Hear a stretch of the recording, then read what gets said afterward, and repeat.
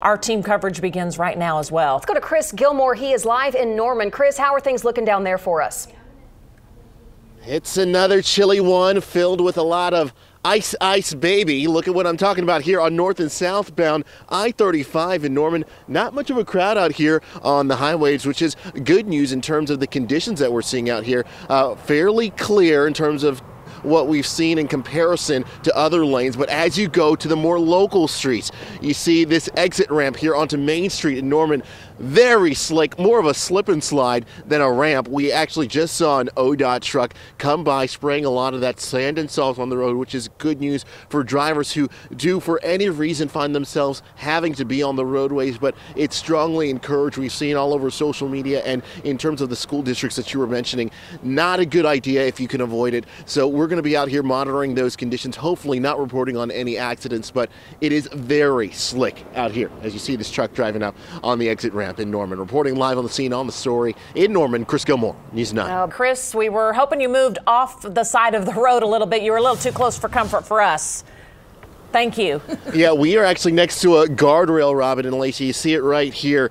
You know, it can only do so much, but it's the little precautions that we're taking. I want to talk a little bit about how Jed was saying, you know, getting out the door is half the battle. I barely made it out of my neighborhood. Here's my hubcap here. I ran straight into a curb going just under 10 miles an hour as I was braking near a stoplight. It doesn't take much. We've seen a lot of similar conditions out here today. Like I said, we've called it a slip and slide, an ice skating rink. It's just bad news written all over it. You know, we are on southbound I-35 right now, and you see the lanes are somewhat more clear than we see on the local roads, thanks to ODOT and the local municipalities for getting out there with the salt and sand trucks. But as you go to these exit ramps, you know, it's kind of like a game of roulette as you see these cars speeding faster than they should given the road conditions. And as you see the elevation and incline of these roads, traction is a major issue. So we'll be out here monitoring the conditions as the day goes on. Hopefully we don't see too many more cars on the roadway, but you know, we can only watch and observe and report here. Reporting live on the scene on the story in Norman,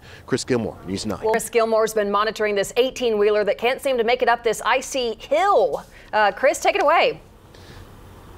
Good morning. You know, we're here on southbound I-35 in Norman, right next to the exit ramp near Main Street. We knew that these conditions, as they persist, would get more dangerous. We're here with the driver who was driving this semi and had to end up stopping because he just couldn't make it up this icy hill. Antonio Curry's his name. Antonio, you say you've been driving trucks in conditions like this for 10 years. What were you thinking? What happened as you were going up this exit ramp? Well, when I was coming up the ramp, I felt the truck starting to pull to the left, so I decided to stop instead of coming up risking flipping over into a ditch. You know, we preach safety first, so if you're driving in conditions like this and you feel the truck move in it, you just stop. And did you know how dangerous these roads were going to be when you got out this morning? Not really, because they're kind of clear in the city, but once I hit this ramp, I said, okay, it's time to slow down.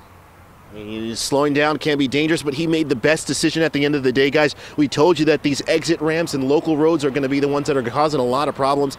Antonio did do the good thing, though. You see he has those reflectors out towards the back of his semi here. He did tell me that he also requested a tow truck service that should be here within the next hour or so. In the meantime, we're going to be out here with him as he thaws out in the truck, making sure that drivers stay as safe and aware as they can out here. Reporting live on the scene on the story from Norman, Chris Gilmore, News 9. Chris, thank you.